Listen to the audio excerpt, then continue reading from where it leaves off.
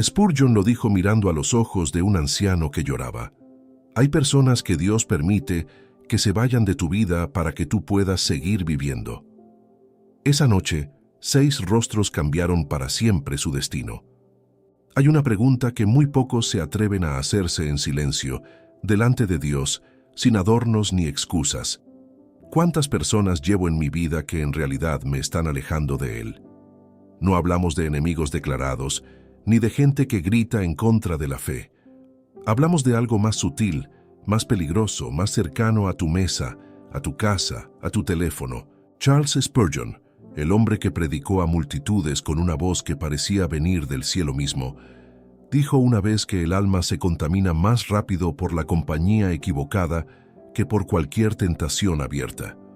Sus palabras no eran teoría de púlpito, eran experiencia de vida, forjada en años de acompañar ovejas heridas, familias rotas y creyentes que, sin darse cuenta, habían dejado que otros apagaran la llama que Dios había encendido en ellos. La Escritura ya nos advertía esto mucho antes de que Spurgeon naciera.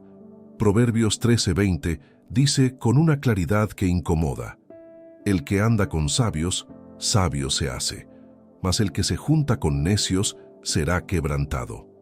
No es una sugerencia amable, es una ley espiritual tan real como la gravedad.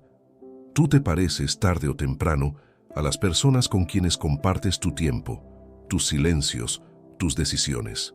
Y aquí está lo incómodo.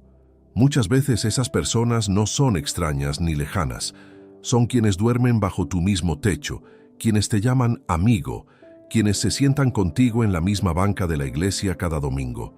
Spurgeon solía decir que el peligro no está en el lobo que ruge afuera, sino en el que viste piel de oveja y come de tu misma mesa. La primera persona que Spurgeon señalaba con firmeza, aunque con dolor pastoral, era aquella que apaga tu fe sin levantar la voz. No te grita que dejes a Dios, no te insulta la Biblia. Simplemente, con comentarios pequeños, con burlas disfrazadas de bromas, con un silencio helado cada vez que mencionas la oración, va apagando en ti algo que antes ardía con fuerza. Tal vez la conoces, tal vez es esa persona que cuando hablas de lo que Dios está haciendo en tu vida, cambia de tema rápido, o pone los ojos en blanco, o dice, otra vez con eso. No necesita atacarte de frente. Le basta con hacerte sentir un poco ridículo por creer, un poco exagerado por orar, un poco anticuado por confiar en lo que no se ve. Spurgeon advertía que este tipo de compañía es más peligrosa que la persecución abierta, porque la persecución fortalece la fe, mientras que la burla constante la va desgastando como el agua desgasta la piedra, sin ruido, sin prisa, hasta que un día ya no queda nada firme donde pisar. En 1 Corintios 15:33, el apóstol Pablo escribió algo que resuena con la misma fuerza siglos después. No erréis. Las malas compañías corrompen las buenas costumbres. No dice, podrían corromper. Dice que corrompen. Es un hecho, no una posibilidad lejana.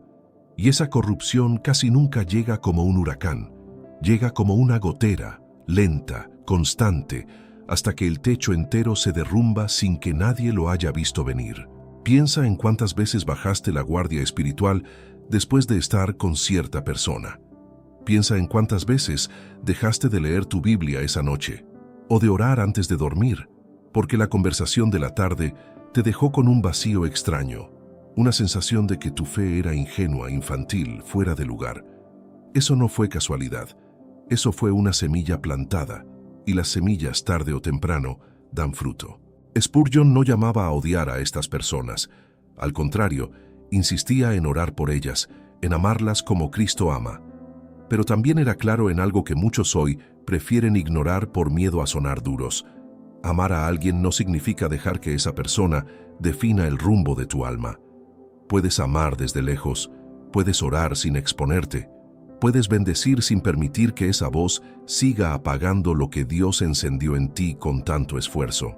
Hay un versículo que Spurgeon citaba con frecuencia en momentos así, Efesios 5:11. Y no participéis en las obras infructuosas de las tinieblas, sino más bien reprendedlas. Participar no siempre significa hacer lo mismo que el otro hace. A veces basta con quedarte callado cuando deberías hablar de Dios, con reírte de un chiste que se burla de lo sagrado, con no defender lo que sabes que es verdad, solo por no incomodar a quien tienes al lado. Esta primera persona de la que hablamos hoy no siempre es fácil de identificar de inmediato, porque muchas veces se disfraza de cariño, de cercanía, de solo estoy siendo realista contigo, pero el fruto la delata. Si después de estar con ella te sientes más lejos de Dios, más frío en tu oración, más avergonzado de tu fe, ahí tienes tu respuesta, aunque nadie te la haya dicho con palabras directas. Y esto es apenas el comienzo de lo que Spurgeon dejó advertido sobre las personas que, sin saberlo tú, están decidiendo el destino de tu alma.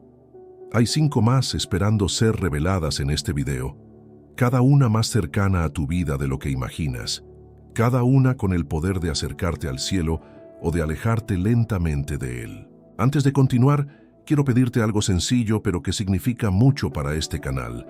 Si tu corazón necesita seguir escuchando la sabiduría de Spurgeon aplicada a tu vida real, suscríbete ahora mismo.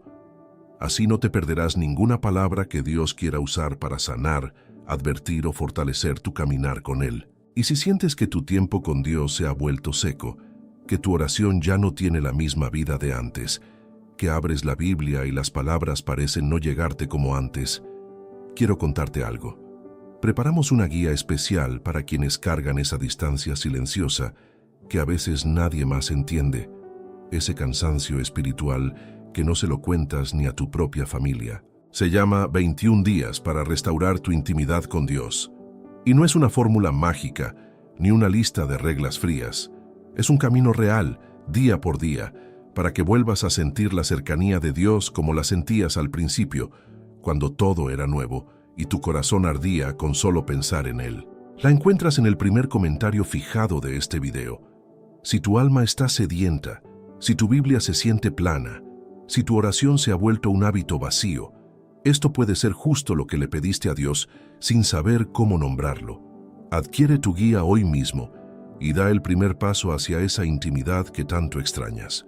Hay una segunda persona que suele colarse en la vida de un creyente sin pedir permiso, y su arma no es la burla ni el desprecio abierto hacia la fe. Su arma es la queja constante, la desconfianza disfrazada de realismo, el hábito de ver siempre lo que falta, lo que no funciona, lo que Dios todavía no ha hecho por ti. La Biblia nos regala una historia que retrata esto con una precisión que asombra. En Números 13, Moisés envía a 12 hombres a explorar la tierra prometida. 12 líderes, 12 representantes de las 12 tribus, todos vieron lo mismo. Una tierra que fluía leche y miel, racimos de uvas tan grandes que 2 hombres los cargaban entre varas. La promesa de Dios estaba justo frente a sus ojos.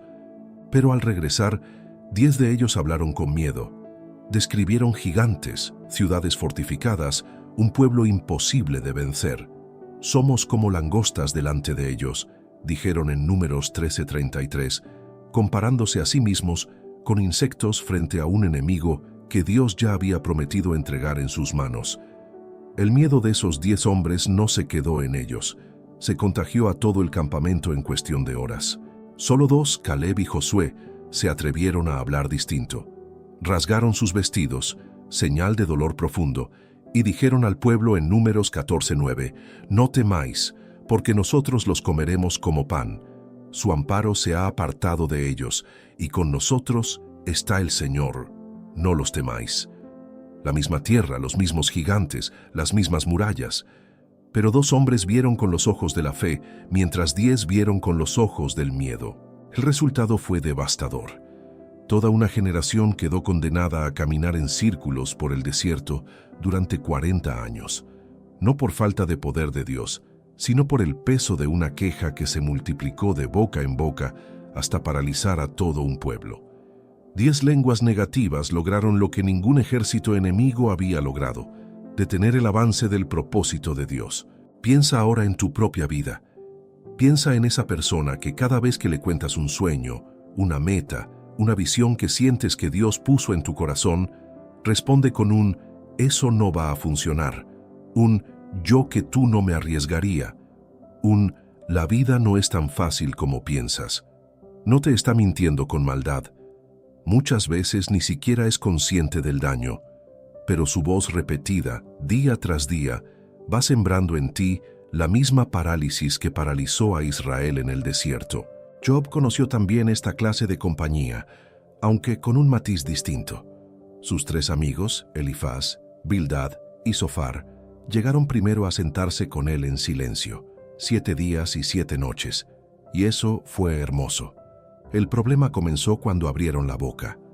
En lugar de sostener la fe de Job en medio del dolor, empezaron a interpretar su sufrimiento como castigo, a insinuar pecados ocultos, a llenarlo de culpa cuando lo que él necesitaba era esperanza.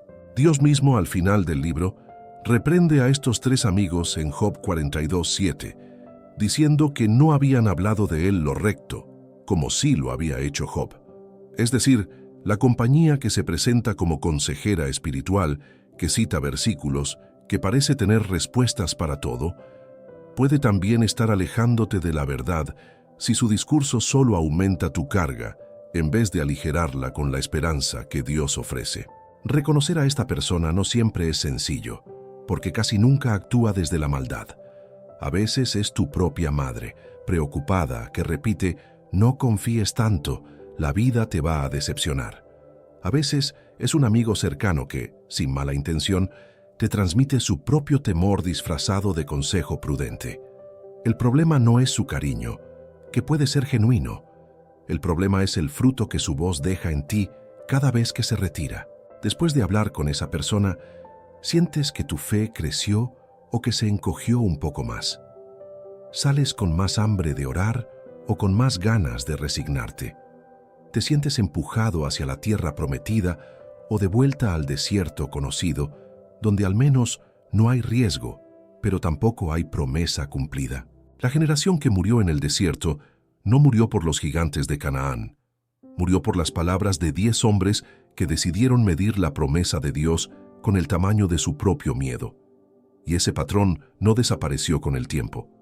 Sigue vivo en cada conversación donde el desánimo se disfraza de sensatez, donde la falta de fe se viste de consejo maduro, donde el ser realista termina apagando lo que Dios ya había prometido cumplir. Caleb tenía 85 años cuando finalmente pisó la tierra que le había sido prometida décadas atrás, en Josué 14. No la perdió por los gigantes. La retrasó, junto a todo su pueblo, por el peso de voces que nunca debieron tener tanto poder sobre su destino. Y ahí está la pregunta que vale la pena hacerse hoy, en silencio, sin apuro. ¿Cuántas tierras prometidas llevas retrasando por escuchar demasiado a quien solo sabe contar gigantes? No toda persona que duda merece ser apartada de tu vida para siempre, porque todos en algún momento hemos hablado desde el miedo y no desde la fe. Pero sí hay una diferencia entre alguien que atraviesa un momento de duda y alguien cuya voz constante, repetida, sostenida en el tiempo, se ha convertido en el eco permanente de los 10 espías, mientras tú necesitas con urgencia escuchar la voz de Caleb. Hay algo curioso en el relato de Números que casi nadie nota a primera lectura. Los 10 espías no mintieron sobre los hechos, las ciudades eran grandes, los habitantes eran fuertes. Todo lo que describieron era, en cierto sentido, verdad observable. El problema no estaba en los datos que traían, sino en la conclusión que sacaban de ellos, una conclusión que dejaba a Dios completamente fuera de la ecuación. Eso es justamente lo que hace tan difícil identificar a esta segunda persona. No te está mintiendo con hechos falsos, te describe con precisión los problemas reales de tu situación, el dinero que falta, la enfermedad que preocupa, la puerta que parece cerrada. Pero en su relato Dios nunca aparece como una variable. Solo quedan los gigantes, nunca el Dios que ya venció gigantes antes. Caleb, en cambio, no negaba la existencia de los gigantes. Los vio con sus propios ojos, caminó por las mismas calles, midió las mismas murallas. La diferencia no estuvo en lo que vio, sino en el tamaño que le dio a Dios frente a lo que veía. Esa es quizás la lección más silenciosa de esta historia. La fe no consiste en negar el problema, sino en negarse a que el problema sea más grande que Dios en tu conversación diaria. Hay una tercera persona, y esta quizás sea la más dolorosa de reconocer, porque no llega disfrazada de enemigo ni de pesimista. Llega vestida de amor. Llega oliendo a perfume, hablando con dulzura, prometiendo cercanía. Y precisamente por eso es la que más destruye cuando su presencia no viene acompañada de temor de Dios. La historia de Sansón en Jueces 16 sigue siendo, siglos después, uno de los retratos más crudos de este tipo de vínculo. Sansón no cayó ante un ejército filisteo armado hasta los dientes. Cayó poco a poco en el regazo de una mujer llamada Dalila, que nunca escondió del todo sus intenciones, porque el texto mismo cuenta que los príncipes filisteos le ofrecieron plata a cambio de descubrir el secreto de su fuerza. Lo que resulta casi insoportable de leer es la insistencia con la que Dalila regresó una y otra vez a la misma pregunta, disfrazada de intimidad. Dime, te ruego, ¿en qué consiste tu gran fuerza? 3 veces Sansón la engañó con respuestas falsas, y 3 veces ella lo intentó de nuevo hasta que el texto dice en Jueces 16:16 que ella lo presionó con sus palabras cada día, y le importunó, hasta que el alma de él fue reducida a mortal aflicción. Esa frase merece leerse despacio. Su alma fue reducida a mortal aflicción, no por espadas, no por prisión, no por hambre, por palabras repetidas todos los días, dichas por alguien a quien él había decidido amar, alguien de quien no supo o no quiso alejarse a tiempo. Al final Sansón entregó el secreto, no porque Dalila fuera más fuerte que él, sino porque el desgaste constante de esa relación terminó venciendo lo que ningún filisteo había podido vencer con la fuerza. Cuando finalmente reveló que su fuerza estaba en el voto que había hecho a Dios desde su nacimiento, Dalila lo dejó dormir sobre sus rodillas y mandó llamar a un hombre que le rapara las 7 guedejas de su cabello. El texto dice algo que estremece, y su fuerza se apartó de él. Sansón despertó pensando que podría salir como las otras veces, sin saber, dice la Escritura, que el Señor ya se había apartado de él. Ese es quizás el retrato más honesto de esta tercera persona. No siempre te aparta de Dios de golpe, con un solo acto dramático. Te va desgastando con insistencia, con presión constante disfrazada de cercanía, hasta que un día cedes en algo que juraste nunca ceder, y descubres, como Sansón, que la fuerza que antes tenías ya no está donde solía estar. Piensa en cuántas veces alguien a quien amas ha insistido, con paciencia calculada, en que cedas un poco de tus convicciones, un poco menos de honestidad en los negocios porque así funciona el mundo real, un poco menos de fidelidad porque todos lo hacen, un poco menos de tiempo con Dios porque esa persona te necesita más ahora. Nada parece grave la primera vez, pero Dalila tampoco pidió el secreto completo la primera vez. Fue construyendo, día tras día, hasta lograr lo que quería. Lo más triste de la historia no es la traición de Dalila, sino la ceguera de Sansón. El texto dice que él no sabía que el Señor se había apartado de él. Siguió actuando como si nada hubiera cambiado, confiado en una fuerza que ya no tenía. Los filisteos lo apresaron, le sacaron los ojos y lo pusieron a moler grano como esclavo en la cárcel. La persona que nos aparta de Dios pocas veces nos avisa cuando llegamos al límite. Solo lo descubrimos cuando ya perdimos algo que no sabíamos que se había ido. Algo que dábamos por seguro solo porque siempre había estado ahí, disponible, cada vez que lo necesitábamos. Hay un contraste hermoso, aunque menos conocido, en el libro de Ruth que vale la pena traer aquí. Noemí, después de perder a su esposo y a sus 2 hijos, le dice a sus nueras que regresen a su tierra, a sus dioses, a una vida más cómoda. Orfa se va, con lágrimas, pero se va. Ruth, en cambio, se aferra a Noemí y dice en Ruth 1:16 unas palabras que siguen conmoviendo hasta hoy. Tu pueblo será mi pueblo, y tu Dios, mi Dios. Ahí está la diferencia entre una compañía que te acerca a Dios y una que te aleja, aunque ambas se presenten con lágrimas y con amor genuino. Orfa no era mala persona. Simplemente su cercanía no sostenía la fe de Noemí hacia adelante. Ruth sí, y esa es quizás la pregunta que deberías hacerte hoy sobre las personas más cercanas a tu corazón. Cuando todo se derrumba, cuando la vida aprieta, ¿ellas te llevan hacia el Dios de Israel o te ofrecen consuelo lejos de Él con la mejor de las intenciones?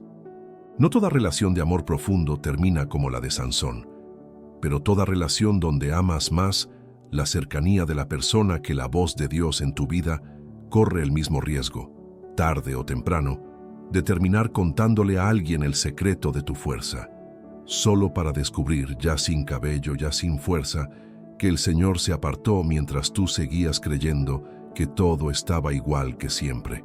Hay un detalle en el relato que muchos pasan por alto. Antes de conocer a Dalila, Sansón ya había mostrado una debilidad repetida por relacionarse con mujeres filisteas, fuera del pueblo que Dios le había dado. No fue Dalila la primera grieta. Fue el patrón sostenido de escoger cercanía equivocada una y otra vez, hasta que el patrón encontró finalmente a la persona capaz de terminar el trabajo que otras habían comenzado sin saberlo.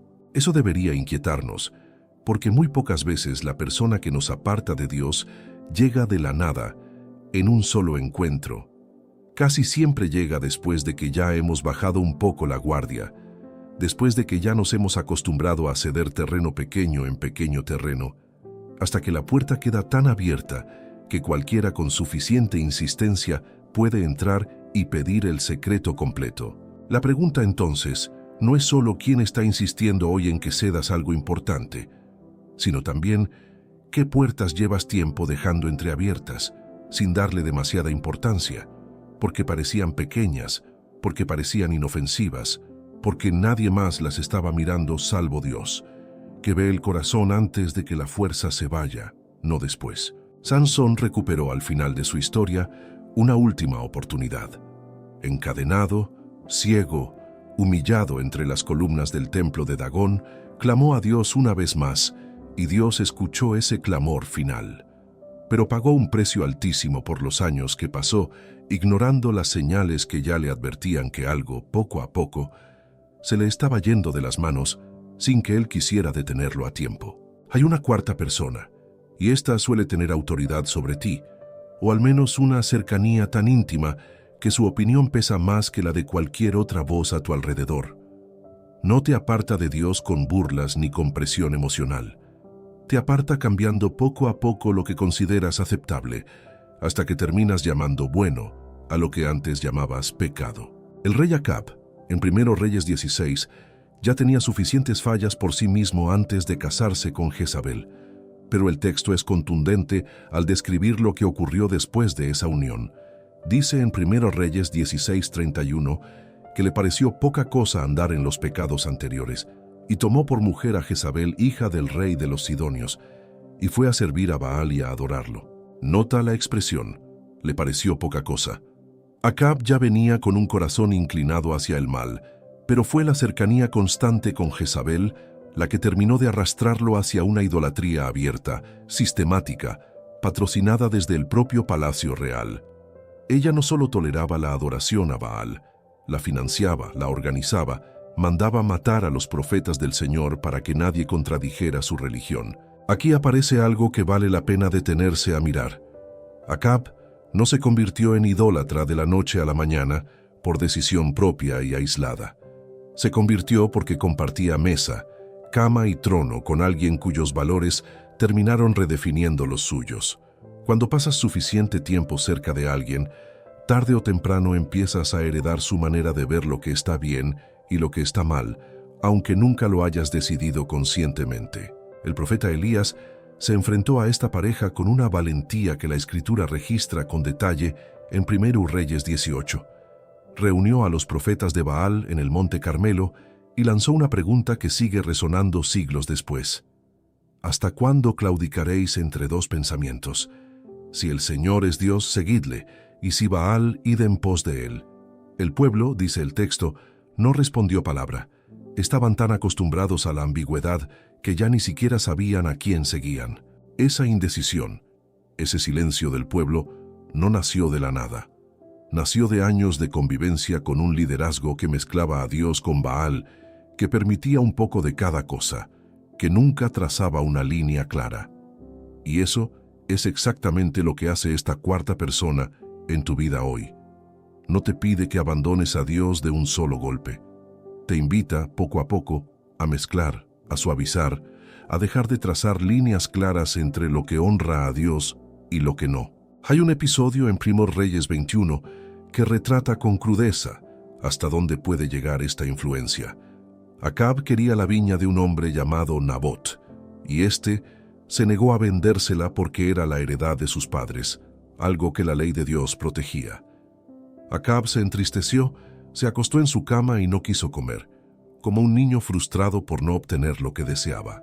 Jezabel, al verlo así, le dijo unas palabras que revelan todo su corazón. ¿Eres tú ahora rey sobre Israel? Levántate y come pan, y alégrese tu corazón. Yo te daré la viña de Nabot. Y lo que hizo después fue orquestar falsos testigos, acusar a Nabot de blasfemia, y conseguir que lo apedrearan hasta la muerte, solo para que su esposo pudiera quedarse con una viña. Lo más perturbador no es la maldad de Jezabel, que resulta evidente desde el principio. Lo más perturbador es el silencio de Acab. El texto no registra que él preguntara cómo consiguió la viña, ni que dudara del método. Simplemente se levantó y fue a tomar posesión, como si la sangre de Nabot no significara nada frente a su deseo cumplido. Años de cercanía con Jezabel habían adormecido en él la capacidad de indignarse ante la injusticia. Dios envió a Elías con un mensaje que atravesó ese palacio como una espada. ¿No mataste y también has tomado posesión? La conciencia de Acab, que había estado dormida durante años de convivencia con la idolatría, despertó de golpe ante esa pregunta, y el texto dice que se rasgó las vestiduras y se humilló delante de Dios. Esa reacción tardía nos deja una advertencia que vale la pena llevar contigo. La cercanía constante con una persona que redefine el bien y el mal no siempre se nota en el momento. Se nota después, cuando alguien externo, una palabra de Dios, una situación que te confronta, revela cuánto habías cedido sin darte cuenta, cuánto habías dejado que otra voz reescribiera silenciosamente tus convicciones. Pregúntate hoy quién en tu vida tiene ese tipo de influencia sobre ti. No hablo de quien te contradice abiertamente en la fe, porque a esa persona la identificas rápido. Hablo de quien, con cariño, con autoridad, con cercanía cotidiana, ha ido moviendo poco a poco la línea de lo que consideras aceptable, hasta que ya ni siquiera recuerdas dónde estaba esa línea al principio, antes de que esa persona entrara a tu vida con tanta confianza. Hay algo que distingue a esta cuarta persona de las anteriores.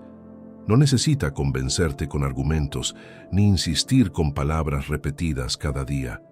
Le basta con existir cerca de ti, con normalizar ciertas actitudes en las conversaciones diarias, con reírse de lo que antes te parecía grave, para que tu propia conciencia, sin que lo notes, empiece a acostumbrarse a ese mismo tono. Jezabel nunca tuvo que obligar a Acab a adorar a Baal con la fuerza de una espada.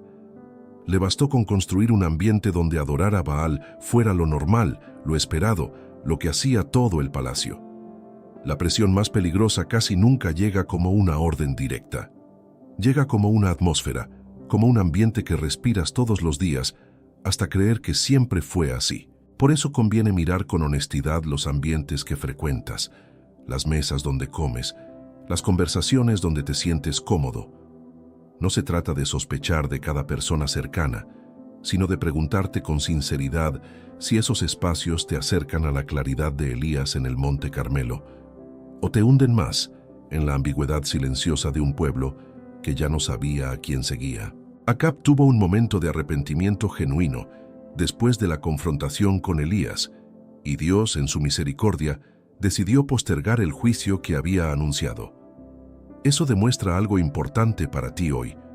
La influencia que te ha ido alejando de Dios no tiene la última palabra sobre tu historia. Siempre que estés dispuesto a escuchar la voz que te confronta con la verdad, aunque duela reconocerla. Hay una quinta persona, y de todas las que hemos mencionado, esta es quizás la que más duele reconocer, porque no llega de afuera. Llega desde dentro del círculo más íntimo, desde la mesa donde compartes el pan, desde el grupo que llamas familia espiritual. Es la persona que sonríe a tu lado mientras ya decidió en secreto el precio de tu ruina. Judas Iscariote caminó con Jesús durante 3 años.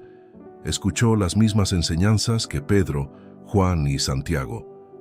Presenció milagros, comió el mismo pan, durmió bajo el mismo cielo abierto. Nadie en aquel grupo, ni siquiera en la última cena, sospechó de él cuando Jesús anunció que uno de ellos lo entregaría. El texto en Mateo 26-22 dice que todos, entristecidos, comenzaron a preguntar uno por uno: «¿Soy yo, Señor?». Nadie señaló a Judas.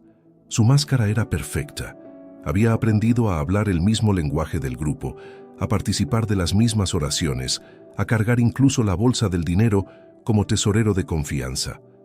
Juan 12:6 revela después que Judas robaba de esa bolsa, pero durante todo ese tiempo nadie lo notó, porque la cercanía constante había construido una confianza que nadie pensaba cuestionar. Lo más desgarrador del relato llega en el huerto de Getsemaní.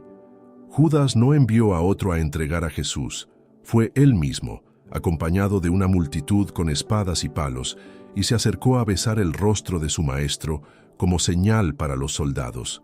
Mateo 26:49 registra ese momento con una brevedad que golpea. Se acercó a Jesús y dijo: «Salve, maestro», y le besó. Un gesto de afecto convertido en la señal exacta de la traición. Jesús, en ese instante, no le arrebató la máscara con violencia. Le habló con una tristeza que atraviesa los siglos. «Amigo, ¿a qué vienes?». Todavía lo llamó amigo, sabiendo exactamente lo que estaba ocurriendo. Esa es, tal vez, la lección más difícil de toda esta historia. Puedes amar genuinamente a alguien y aún así reconocer con los ojos abiertos que esa persona ya tomó una decisión que va a lastimarte. Lo que hace especialmente inquietante esta quinta persona es que muchas veces ni ella misma sabe con claridad hasta dónde está dispuesta a llegar. Judas no despertó una mañana decidido a traicionar a Jesús desde el primer día. El texto sugiere un proceso lento, alimentado por la avaricia, por la decepción de que Jesús no cumplía las expectativas políticas que él esperaba, por pequeñas concesiones al robo que nadie corrigió a tiempo. Ese proceso lento debería inquietarte más que una traición repentina, porque significa que las personas cercanas a ti pueden estar caminando, sin que tú lo notes, hacia una decisión que todavía ni ellas mismas han terminado de tomar. La cercanía no es garantía de lealtad. El tiempo compartido no es garantía de fidelidad. Solo el fruto sostenido, evaluado con honestidad delante de Dios, revela quién camina realmente a tu lado y quién solo espera el momento oportuno. Después de la traición, Judas mismo pareció sorprendido por el peso de lo que había hecho. Mateo 27:3 cuenta que, al ver que Jesús había sido condenado, sintió remordimiento y devolvió las 30 monedas de plata a los principales sacerdotes, diciendo que había pecado entregando sangre inocente. Ni siquiera él había calculado del todo el alcance de su propia traición hasta verla consumada. Esto revela algo perturbador sobre la naturaleza humana. A veces caminamos hacia decisiones que lastiman profundamente a otros sin medir del todo su peso, arrastrados por deseos que fuimos alimentando en silencio durante meses, incluso años, hasta que ya no hay marcha atrás posible. Esto nos deja una advertencia doble. Por un lado, debemos cuidar con quién compartimos los espacios más íntimos de nuestra vida espiritual, sin ingenuidad, con los ojos abiertos al fruto real de cada relación. Por otro lado, debemos examinar también nuestro propio corazón, porque nadie está exento de convertirse poco a poco, alimentado por deseos no resueltos, en la persona que un día entrega lo más sagrado que tiene, a cambio de algo que después ni siquiera sabrá explicar. David conoció también esta clase de dolor. En el Salmo 41:9 escribió una frase que parece anticipar el propio relato de Judas. «Aún el hombre de mi paz, en quien yo confiaba, que comía de mi pan, alzó contra mí el calcañar». No hay dolor más profundo que la traición de quien comparte tu mesa, tu confianza, tu vulnerabilidad más honesta. Y sin embargo, Hay algo redentor incluso en medio de este dolor. Jesús sabía desde antes quién lo entregaría, y aún así lo lavó los pies esa misma noche. Aún así compartió con él el mismo pan. Aún así lo llamó amigo hasta el final. No se trata de ingenuidad, sino de una dignidad que no depende de la lealtad ajena para mantenerse firme. Puedes amar con los ojos abiertos, servir sin garantías y confiar tu corazón final, no a la fidelidad de las personas, sino a la fidelidad constante de Dios. Hay algo que distingue el dolor de Judas del dolor de otras traiciones cotidianas: la cercanía prolongada en el tiempo. No fue un extraño quien lo entregó, ni un enemigo declarado desde el principio. Fue alguien que compartió 3 años de camino, de enseñanza, de milagros presenciados juntos.